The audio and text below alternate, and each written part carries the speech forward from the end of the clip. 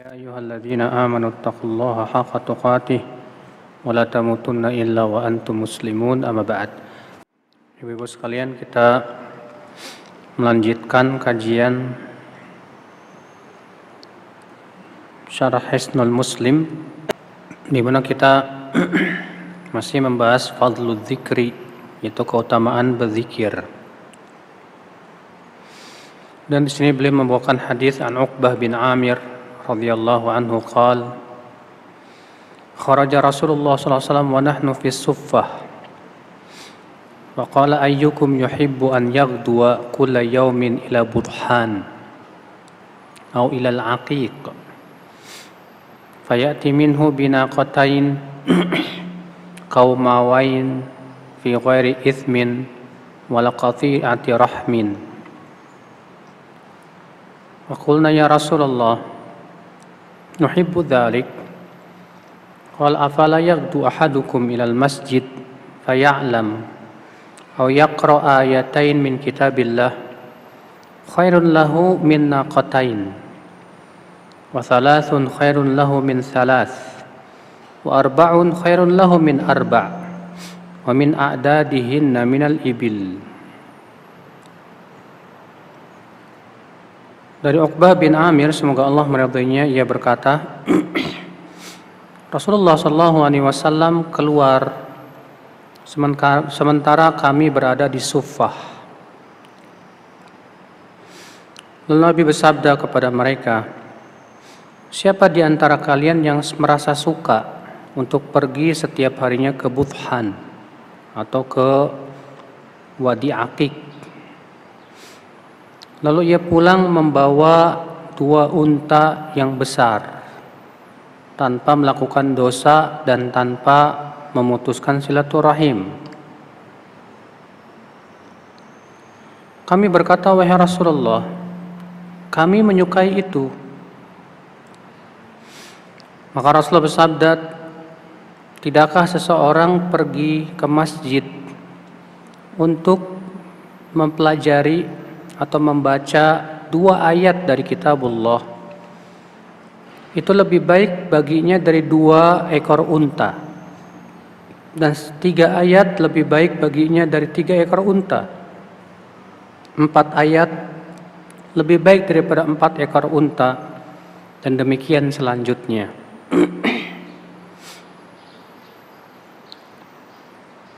Ibu-ibu sekalian, ya, di sini Rasulullah SAW mendatangi para sahabat Ahlus Suffah,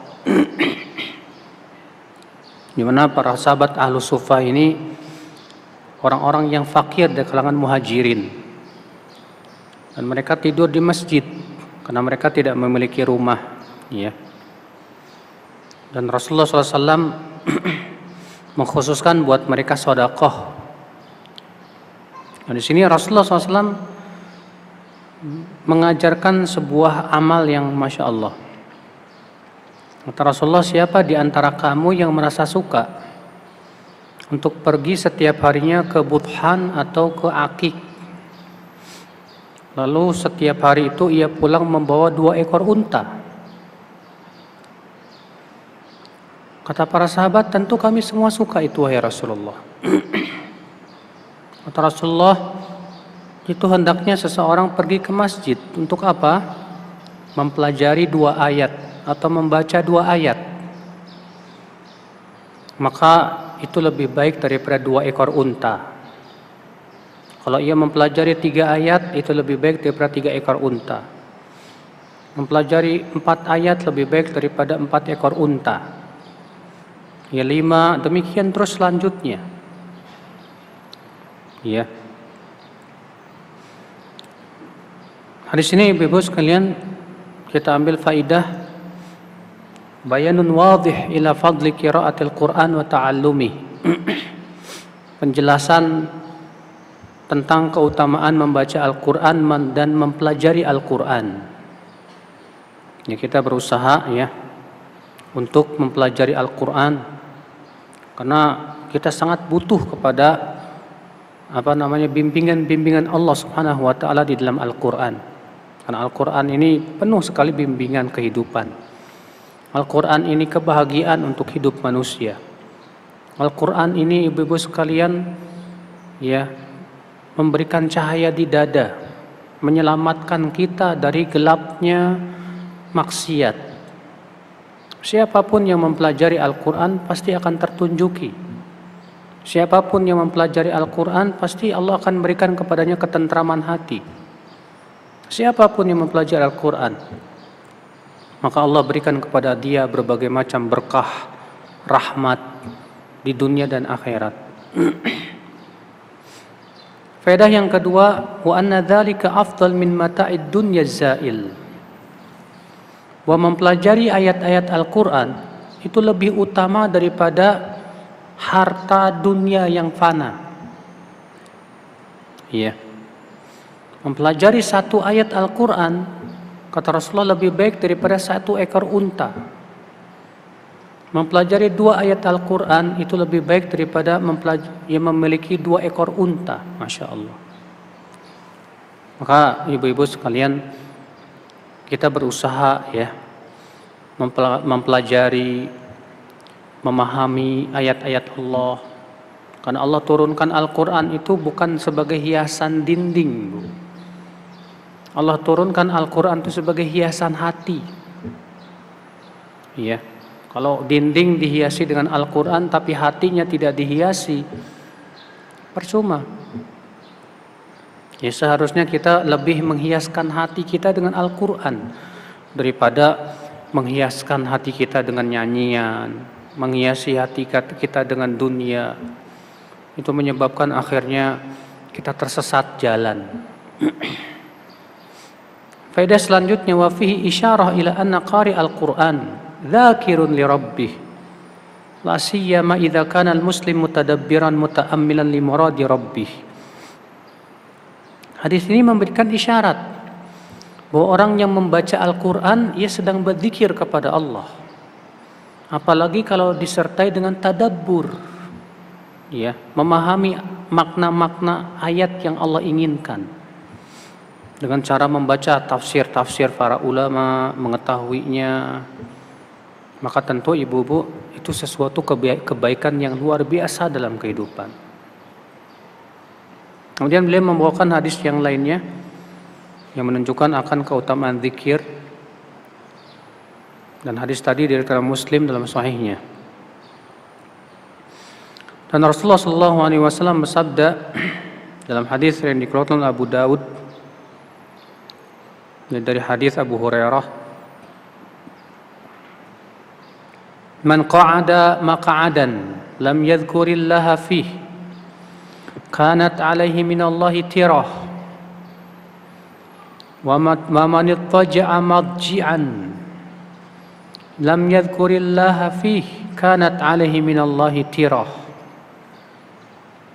Siapa yang duduk di suatu tempat duduk dan ia tidak berzikir kepada Allah di tempat duduk itu, maka itu akan menjadi kekurangan dari Allah Subhanahu wa taala untuknya. Ya.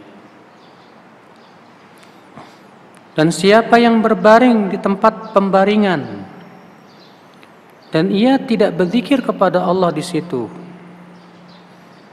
ya, maka itu menjadi kekurangan buat dia pada hari kiamat.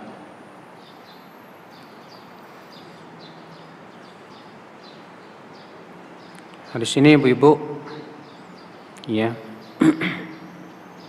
menunjukkan ibu bahwa dimanapun kita duduk, dimanapun kita berbaring, jangan lupa untuk berzikir walaupun sekali.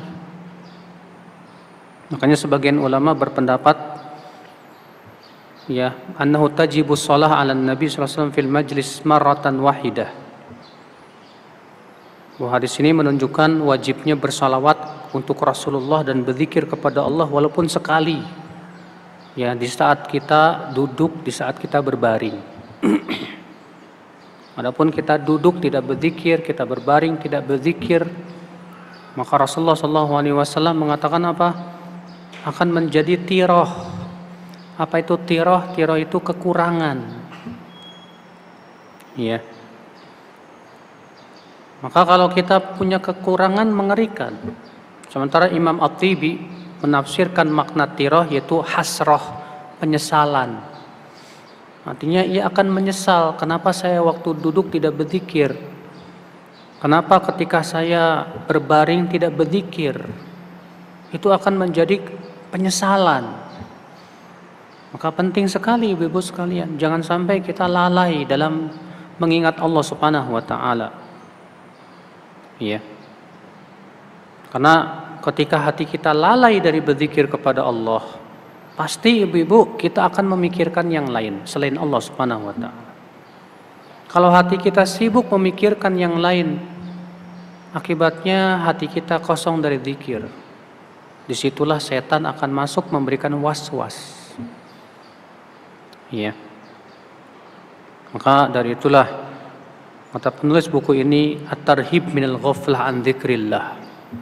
Hadis ini memberikan ancaman dari lalai dari berzikir kepada Allah Subhanahu wa taala.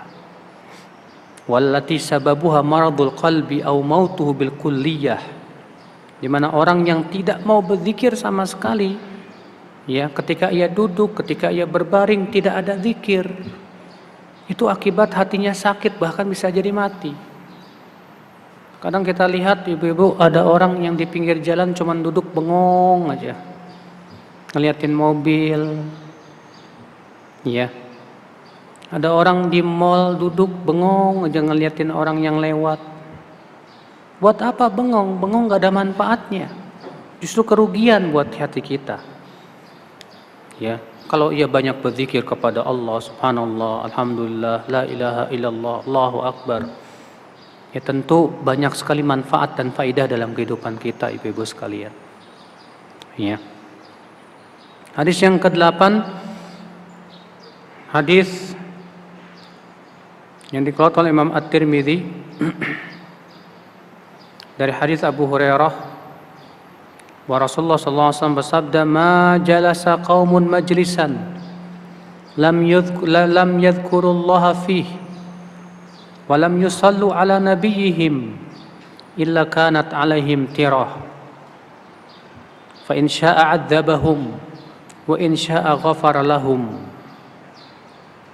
Tidaklah suatu kaum duduk di suatu tempat duduk, di sebuah majelis, dan mereka tidak berzikir kepada Allah di majelis tersebut. Tidak pula mereka bersalawat atas Rasulullah SAW, kecuali akan menjadi penyesalan atas mereka. Jika Allah kehendaki, Allah akan adab mereka, dan jika Allah kehendaki, Allah akan ampuni dosa mereka tersebut. Sementara dalam lafaz Imam Ahmad dari hadis Abu Hurairah, Rasulullah SAW bersabda, "Ma jalasa qaumun majlisan lam yadhkurullaha fihi illa kana alaihim tirah wa ma masya ahadun mamshan lam yadhkurullaha fihi illa kana alaihi tirah wa ma awa ahadun ila firashih wa lam yadhkurillaha fihi illa kana alaihi tirah." Tidaklah suatu kaum duduk di suatu tempat duduk dan tidak berzikir kepada Allah, kecuali akan menjadi penyesalan nanti pada hari kiamat. Tidaklah seseorang berjalan saat ia berjalan, tapi tidak berzikir kepada Allah, kecuali akan menjadi penyesalan atas mereka. Dan tidaklah ia berbaring di tempat tidur, di mana ia tidak berzikir kepada Allah, maka itu pun akan menjadi penyesalan buat mereka. Ya, subhanallah ibu-ibu sekalian. Lihat ibu-ibu, dalam hadis yang pertama tadi yang dalam riwayat Tirmidzi itu, Rasulullah SAW mengatakan orang yang duduk, suatu kaum yang duduk di sebuah majelis. Majelis apa? Majelis ngobrol. Ya, ibu-ibu duduk-duduk majelis atau tempat duduk sendirian, ternyata tidak berzikir kepada Allah, tidak bersalawat atas Rasulullah SAW. Ya, apa yang terjadi kata Rasulullah itu akan menjadi penyesalan. Jika Allah kehendaki, Allah akan adab dia, dan jika Allah kehendaki, Allah akan maafkan dia. Ya, sehingga atas sebagian pendapat ulama bahwa orang yang duduk tidak berzikir sama sekali itu jadi dosa. Kenapa? Karena disebutkan dalam hadis tersebut, jika Allah kehendaki, Allah akan azab dia. Dan jika Allah kehendaki, Allah akan maafkan ia. Iya. Oleh karena itulah ibu-ibu, usahakan dalam majelis kita jangan lupa dia berzikir kepada Allah. Ya, banyak ibu-ibu duduk enggak zikir sama sekali. Akibatnya apa coba, Bu? Ya, akibatnya seringkali ngerumpi, ngomongin orang, gibah. Sebagai apa, Bu?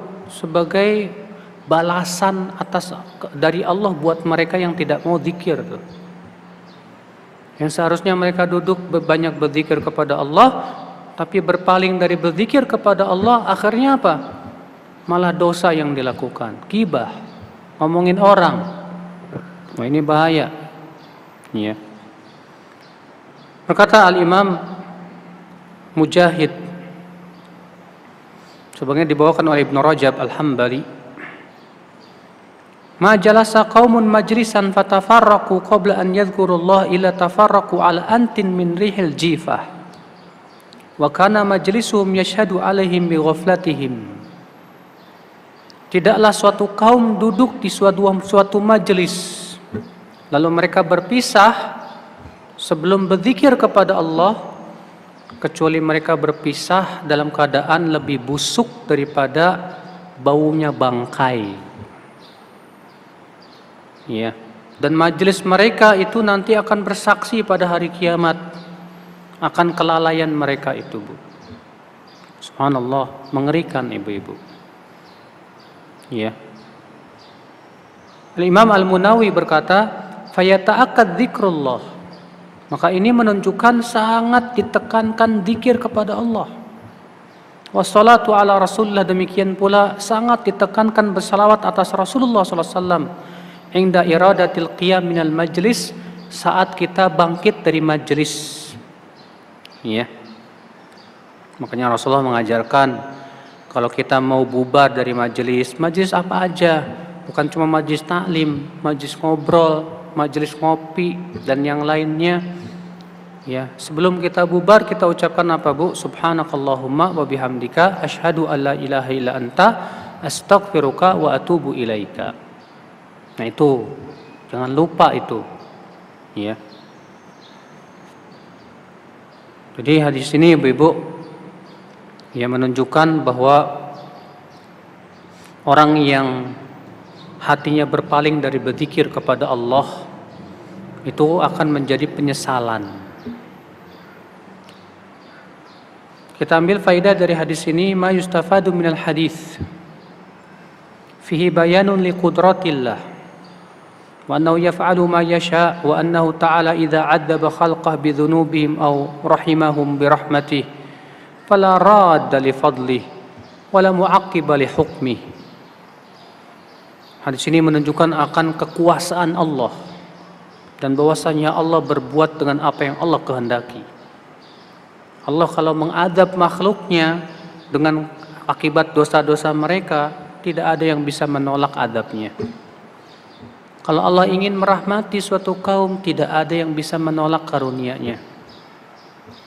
Allah berfirman, la yus'alu amma yaf'al wa hum yus'alun.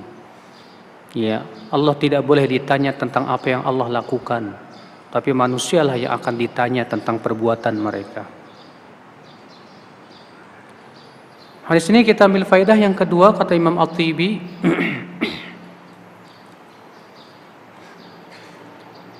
al-mathal yuradu bil kalam alladhi yajri bainan nas fil majalis minal umuri dunyawiyah wal hafawat wa saqatat. Fa idza lam tajri bismillah ta'ala yakunu kajifatin yu'afihan nas. Ya'afuhan nas. Kata beliau, ya pembicaraan, obrolan-obrolan di antara manusia tentang urusan-urusan dunia, jika tidak diselingi dengan zikir kepada Allah, maka itu bagaikan bangkai yang baunya busuk dan orang-orang pun juga tidak suka. Ya Bu ya, jadi kalau kita ngobrol nih, ngobrol tentang dunia, ngobrolin tentang apa aja, kalau tidak diselingi dengan zikir kepada Allah, ya, itu lebih busuk daripada bangkai, bayangkan. Sebagai disebutkan oleh Imam Mujahid tadi. Maka dari itulah hadis ini menunjukkan apa, Bu? At-tahdzir minal ghaflah. Ya. Jangan sampai lalai dari zikir kepada Allah. Ya, di saat kita duduk, di saat kita ngobrol, di saat kita berbaring, jangan lupa dari zikir kepada Allah Subhanahu wa taala. Maka Imam As-San'ani berkata, al-hadis dalilun ala wujubi dzikr was salati ala nabi sallallahu alaihi wasallam fil majlis. Hadis ini sebagai dalil wajibnya berzikir dan bersalawat atas Rasulullah di majelis apapun. Ya. Jadi di majelis apapun, dimanapun kita duduk, dimanapun kita ngobrol, wajib berzikir kepada Allah Subhanahu wa taala. Wajib, kalau enggak terancam ini. Ya. Di mana majelis itu lebih buruk daripada apa? Bangkai. Di mana majelis itu akan menjadi penyesalan nanti pada hari kiamat. Nah, ibu-ibu sekalian, ya. Syekh Utsaimin rahimahullah menjelaskan, wa yatahaqqaq dzikrullah fil majalis biswarin adidah. Berzikir kepada Allah di majelis-majelis kita itu bisa direalisasikan dengan beberapa bentuk. Masalan, idza tahaddatsa ahadun al-ashkhas fil majlis an ayatin min ayatillah, fa inna hadza min dzikrillah. Contoh misalnya, ibu berkumpul sama teman-teman, duduk-duduk ngobrol. Rupanya lagi ngobrolin makna ayat. Masya Allah. Pernah nggak Bu kayak gitu, Bu? Yakin nggak pernah? Ya, duduk sama teman-teman ngobrolin tentang makna ayat. Jarang, hampir nggak pernah dalam hidup kita seperti itu. Ya, betapa indahnya kalau kita duduk sama teman-teman ternyata sedang membicarakan tentang makna hadis. Iya. Nah, ibu-ibu sekalian, misal an yaqul, ya, nahnu fi hadhil ayyam fi daf ka'annana fi rabi wa hadha min ayatillah li'annana fi syita. Atau kita membicarakan tentang keagungan kebesaran Allah Subhanahu wa taala. Contoh misalnya, kalau kita sedang musim hujan nih, sedang banyak hujan, Masya Allah ya. Ya alhamdulillah ya, Allah kasih banyak hujan sekarang misalnya. Ya, atau sedang musim panas, nggak ada hujan, Masya Allah. Ya, ternyata sekarang musim kemarau ya. Ya, dengan kemarau ini mudah-mudahan Allah Subhanahu wa taala memberkahi juga kita. Ya, sehingga kita mengingat tentang kebesaran Allah Subhanahu wa taala dari pembicaraan kita. Maka itu kita sedang berzikir kepada Allah. Ya. Maka ibu-ibu usahakan pembicaraan kita, obrolan kita isinya jangan cuma bercanda aja. Obrolan kita jangan cuma isinya ketawa ketiwi, gak ada sama sekali zikir kepada Allah Subhanahu wa taala. Itu berbahaya, Ibu, untuk akhirat kita nanti. Ya. Jangan lupa kalau kita lagi ngobrol sama teman-teman ya. Kemudian teman kita bersin, dia ucapkan alhamdulillah, kita ucapkan apa? Yarhamukallah. Kalau lagi kita ngobrol sama teman-teman, kemudian kita takjub, jangan lupa untuk mengatakan subhanallah. Ketika kita sedang ngobrol sama teman-teman, lalu dia menceritakan nikmat yang Allah berikan kepadanya, jangan lupa doakan keberkahan. Barakallahu fiik. Semoga Allah berkahi kamu. Iya. Ketika sedang ngobrol sama teman-teman, kemudian ada teman yang menceritakan tentang kesedihannya, segera kita suruh dia sabar, berharap pahala di sisi Allah. Sehingga isinya juga zikir. Iya. Nah, ini ibu-ibu sekalian. Makanya jangan sampai kita luputkan majlis-majlis obrolan kita dari zikir kepada Allah. Maka kata Syekh Utsaimin, yang bagi lil insan alla yufawwit alaihi majlisan wala muttaji'an ila bi dzikrillah. Ya. Seorang manusia jangan sampai, kata beliau, seorang muslim itu jangan sampai mengosongkan majelisnya atau tempat berbaringnya dari zikir kepada Allah. Jangan sampai. Sebab hal seperti itu bisa menjadi penyesalan nanti pada hari kiamat. Na'udzubillah. Makanya Allah memuji orang-orang yang selalu berzikir kepada Allah dalam keadaan apapun juga. Allah berfirman, alladzina yadhkuruna Allaha qiyama wa qu'uda wa 'ala junubihim wa yatafakkaruna fi khalqis samawati wal ard. Yaitu orang-orang yang mengingat Allah saat ia bangkit, ia bangun berdiri, saat ia duduk, saat ia di atas tempat tidur, dan mereka memikirkan tentang ya makhluk-makhluk Allah Subhanahu wa taala yang luar biasa. Ya. Al-Imam Asy-Syaukani berkata, "Wa fi hadzal hadits dalil ala anna al-majlis alladhi lam yuzkarillah ta'ala fihi wa lam yusalla ala rasulih fihi yakunu hasrah yaumal qiyamah ala ahli lima fatahum min al-ajri wath thawab wa in dakhalul jannah li thawab ala a'malihim."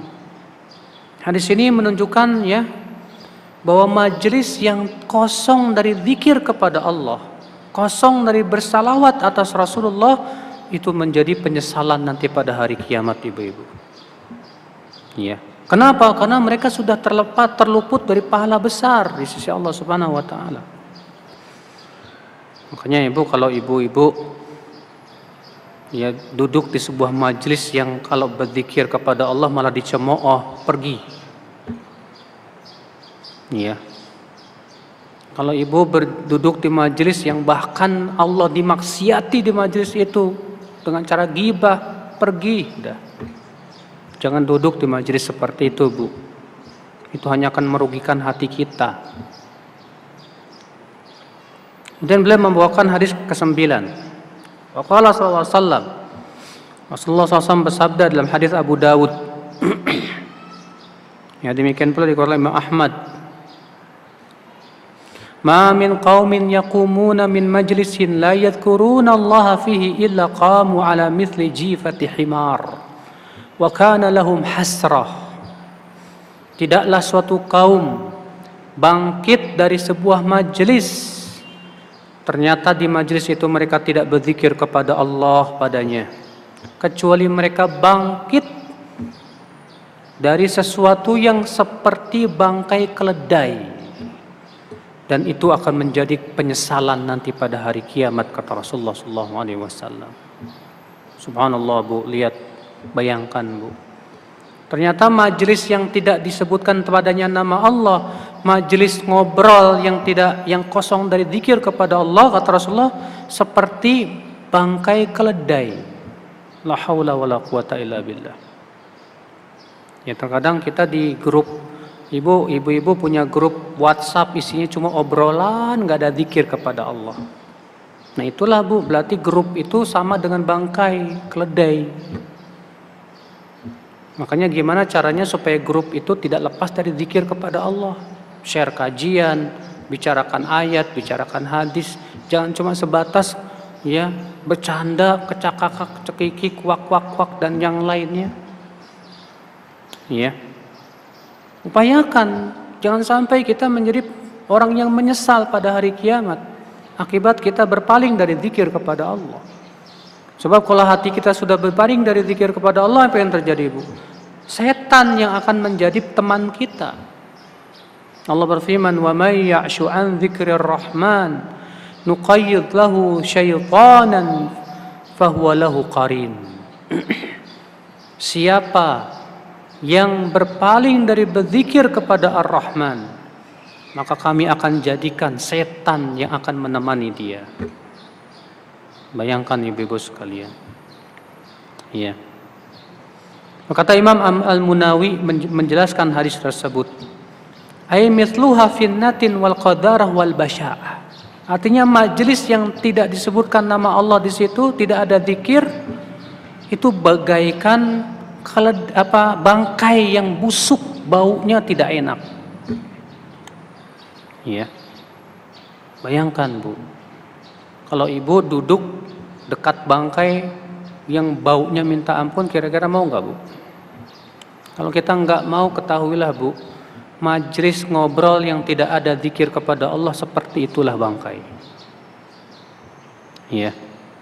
Maka jangan lupa deh, kalau kita duduk-duduk ngobrol-ngobrol, jangan lupa dari berzikir kepada Allah dan bersalawat untuk Rasulullah sallallahu alaihi wasallam. Ya. Dari hadis ini kita ambil faidah yang pertama, at-takhwif min majalisil ghaflah. Hendaknya kita takut dari majlis-majlis yang ada padanya kelalaian dari zikir kepada Allah. Yakthuru fiha al-laghat wal khawd fi a'radin nas bil ghibah wan namimah. Apalagi kalau majlis itu diwarnai dengan apa, Bu? Ya. Dengan apa? Ngejek orang, ngegibah orang. Wah, mengerikan sekali. Maka kalau kita sudah berada di majelis seperti itu dan kita tidak bisa mengingkari, pergi. Wajib pergi, Bu. Kalau enggak, kita bisa kena adab dari Allah Subhanahu wa taala. Makanya Allah mengatakan, wa idza ra'aital ladzina yakhuduna fi ayatina fa'arid anhum fi haditsin ghairi. Ya. Apabila kamu melihat orang-orang sedang tenggelam dalam memperolok ayat-ayat kami, maka berpalinglah dari mereka, kata Allah, sampai mereka berbicara dalam pembicaraan yang lain. Artinya kalau kita berada di majelis, ternyata dia sedang mengejek orang, sedang ghibah orang, dan kita tidak bisa negur, pergi. Wajib pergi, Bu. Ya. Nah ini ibu-ibu sekalian.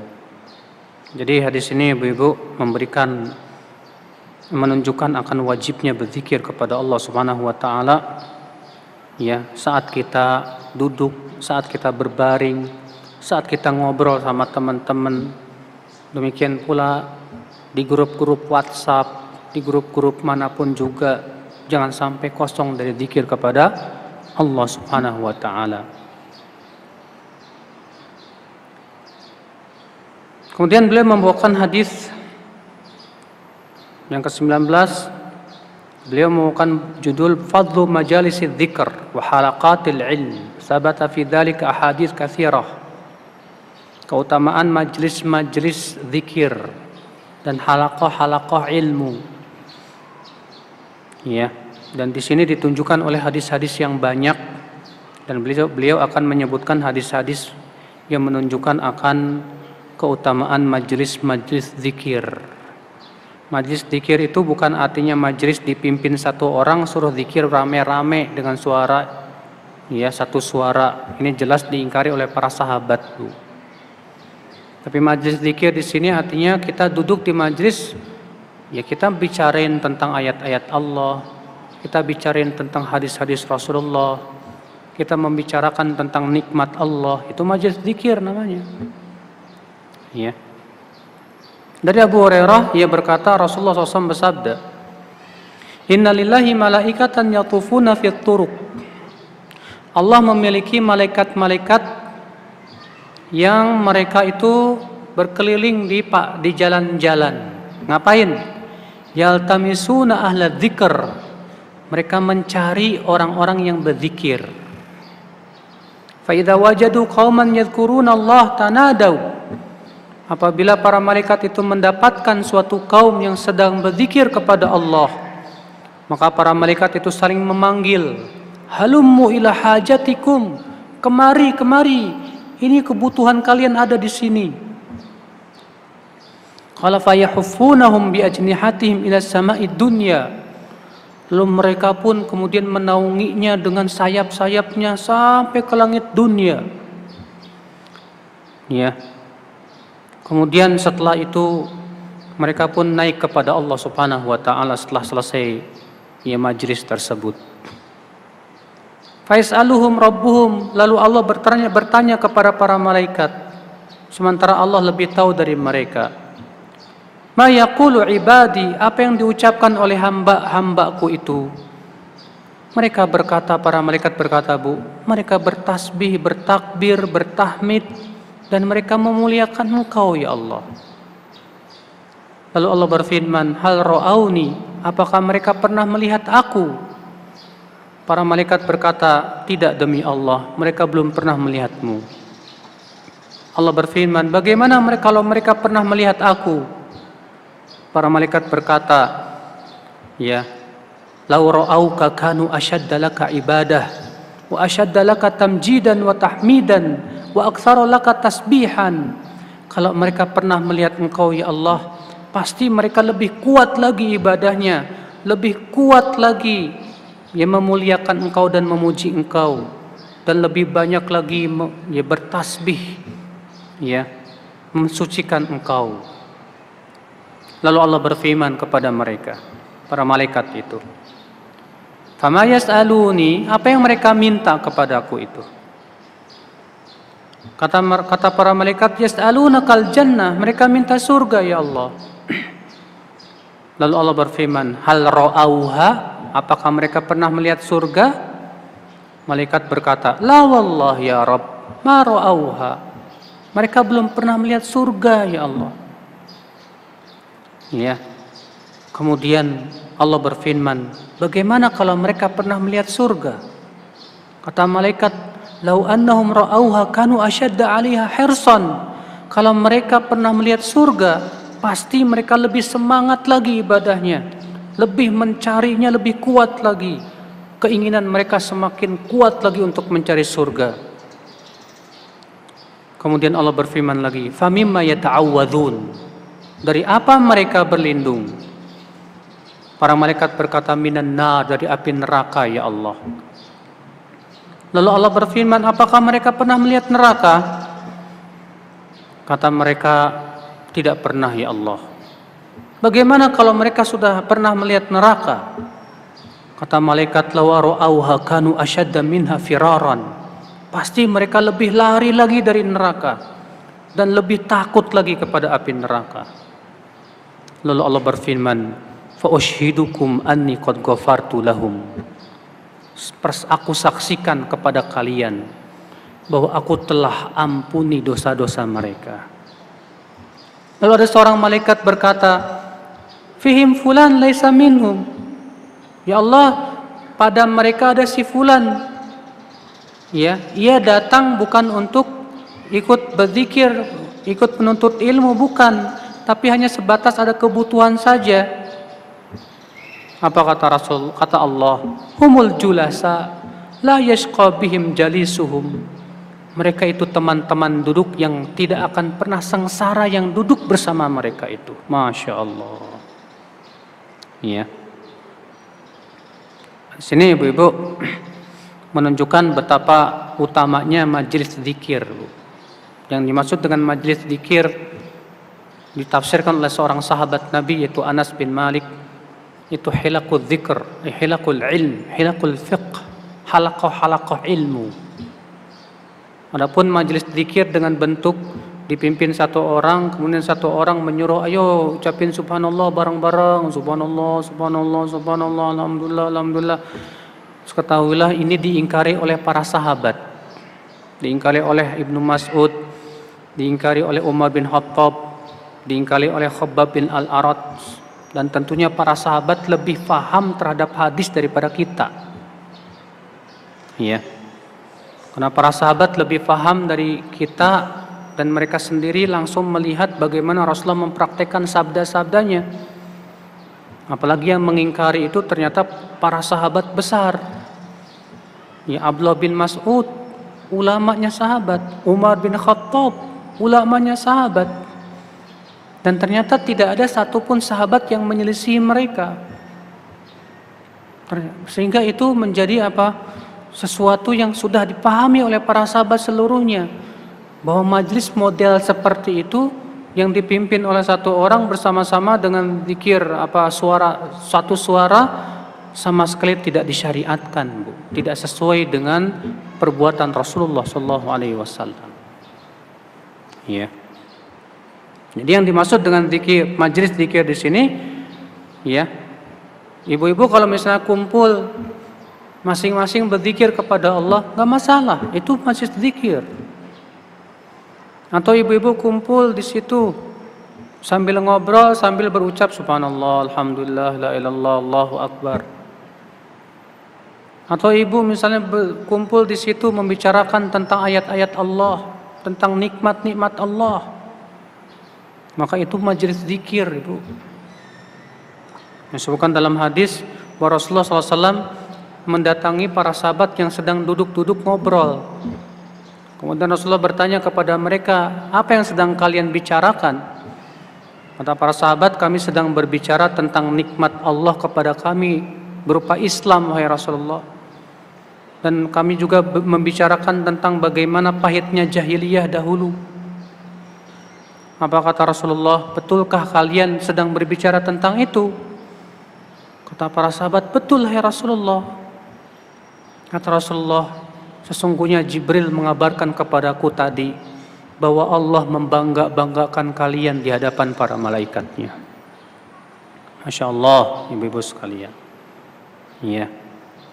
Kita misalnya ibu duduk-duduk bicarakan tentang nikmat sunnah. Masya Allah, Alhamdulillah Allah berikan kepada kita nikmat sunnah. Ibu duduk-duduk membicarakan tentang bagaimana kita mengadakan kajian nih, bisa biar kaum muslimat banyak lebih bisa menikmati kajian-kajian Islam dan sunnah. Itu zikir semuanya. Maka itu ibu-ibu sekalian adalah majelis-majelis yang sedang dicari oleh malaikat, bayangkan. Di para malaikat itu Allah menciptakan malaikat-malaikat yang memang malaikat tersebut kebutuhannya adalah majelis zikir. Dimana kalau mereka mendapatkan suatu kaum yang sedang berzikir kepada Allah, para malaikat itu saling memanggil, ini kebutuhan kalian ada di sini, Masya Allah. Kemudian mereka mengelilinginya, kata Rasulullah, sampai ke langit dunia. Subhanallah. Maka ini ibu-ibu sekalian, ya. Di sini menunjukkan ibu-ibu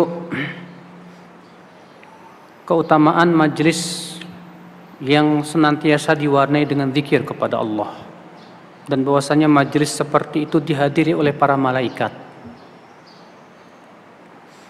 Hadis ini juga menunjukkan ibu bahwa dianjurkan dalam majelis untuk memperbanyak ucapan subhanallah, alhamdulillah, la ilaha illallah, Allahu akbar. Tapi kalau dalam majelis taklim tentunya bu, yang paling utama mendengarkan penjelasan ustadz. Tapi kalau ibu misalnya sedang di majelis ngobrol sama ibu-ibu yang lain, maka banyak-banyak sambil ngobrol-ngobrol kita selingi dengan subhanallah, alhamdulillah, la ilaha illallah, masing-masing aja. Iya. Sebab dalam hadis ini disebutkan ketika para malaikat telah kembali kepada Allah, Allah bertanya, apa yang mereka ucapkan?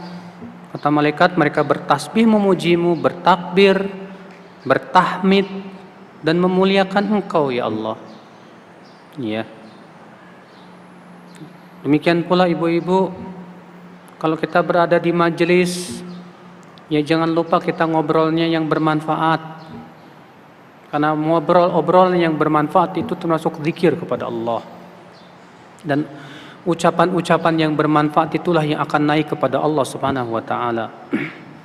Allah taala berfirman, "Ilaihi yas'adul kalimut thayyib wal 'amalus shalihu yarfa'uh." Kepada Allah lah naik ucapan-ucapan yang baik, kalimat-kalimat yang thayyib, dan amalan saleh pun Allah angkat kepada Allah. Tuh lihat Bu. Makanya sekali lagi ya, usahakan dalam majelis ngobrol kita ya jangan sampai kosong dari zikir kepada Allah. Banyak kita berzikir kepada Allah, bertasbih, bertahmid, bertakbir, ya. Kita berusaha untuk mengingatkan juga di situ ada amar ma'ruf nahi mungkar. Kalau sudah mulai ngomongin orang diingatkan jangan, haram. Ya. Nah, ini ibu-ibu sekalian, saya kira cukup sampai di sini. Barangkali ada yang mau bertanya, silakan.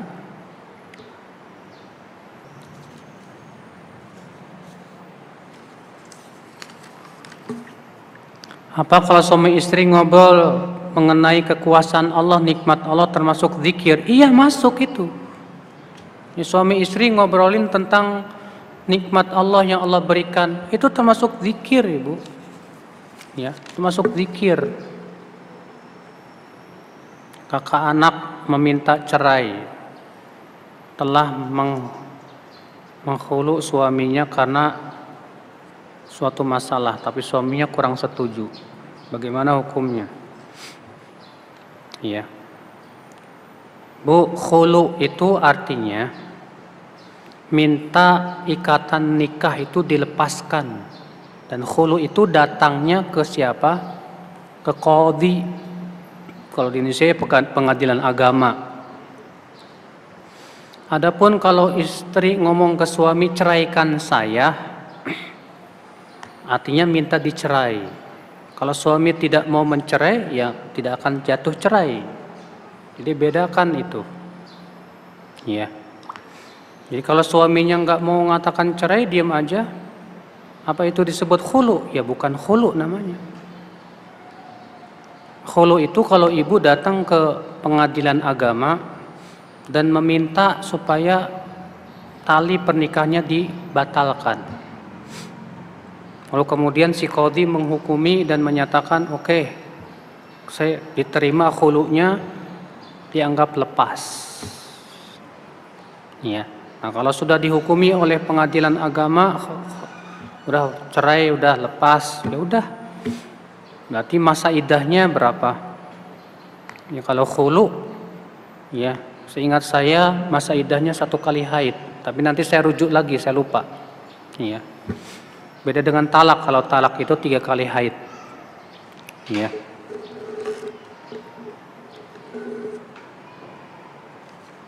Tapi kalau misalnya si istri minta cerai, pokoknya ceraikan saya. Lalu si suami akhirnya menceraikan dan mentalaknya. Maka di saat itu iddahnya ya 3 kali haid. Bagaimana menyikapi tetangga yang sering pacaran dan terkadang pintu kontrakannya ditutup? Ya, apakah sebagai tetangga dapat dosa? Ya harus mengingkarilah, nasihati. Dan ana sudah berusaha melaporkan yang punya kontrakan, tetapi tidak ada perubahan terhadap tetangga ana tersebut. Ibu harus nasihatin, bilang kepada dia nggak boleh, haram seperti itu. Ya. Bolehkah berkorban untuk orang yang sudah meninggal? Yang meninggal ini siapa? Kalau orang tua nggak masalah. Tapi kalau yang meninggal ini teman kita misalnya, di mana kita khususkan berkorban buat dia.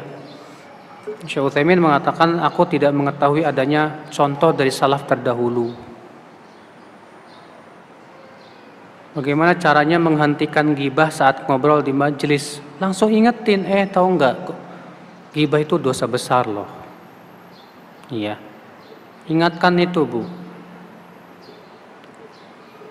Apakah zikir subhanallah, alhamdulillah, masya Allah, la haula wa la quwata illa billah disirkan masing-masing atau dijaharkan? Masing-masing. Masing-masing berzikir sendiri. Iya. Dan tidak perlu dikeraskan, tidak perlu. Kecuali kalau subhanallah dalam rangka untuk membahasnya, misalnya subhanallah apa sih artinya? Subhanallah begini. Ya.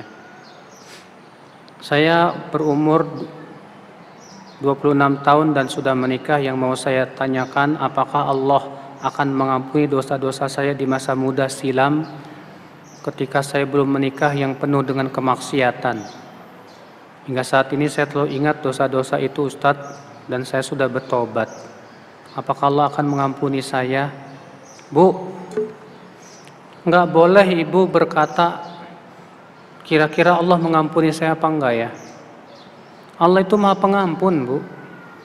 Asal ibu bertaubat dengan taubat yang nasuh, benar-benar taubatnya, dan ibu bertekad tidak akan kembali lagi, Allah pengampun.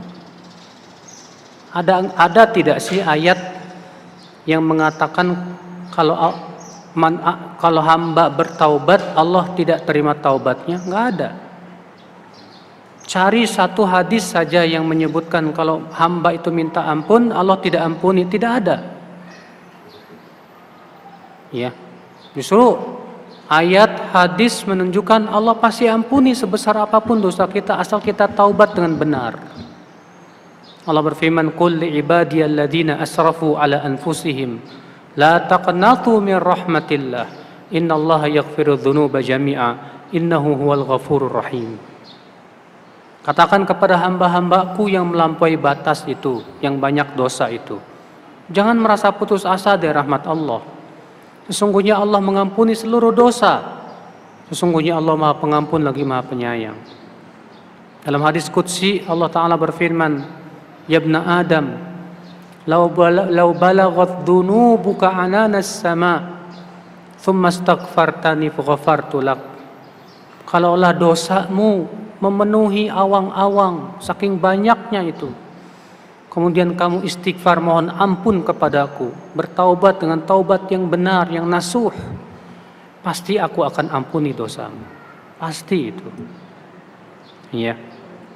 Jadi ibu, kalau memang betul-betul bertaubat dan menyesali dan bertekad bulat untuk tidak kembali, Allah ampuni dosa-dosa insyaallah. Iya. Allahu a'lam. Baik, saya kira cukup sampai di sini. Subhanakallah bihamdik, asyhadu an la ilaha illa anta, astaghfiruka wa atubu ilaik. Assalamualaikum warahmatullahi wabarakatuh.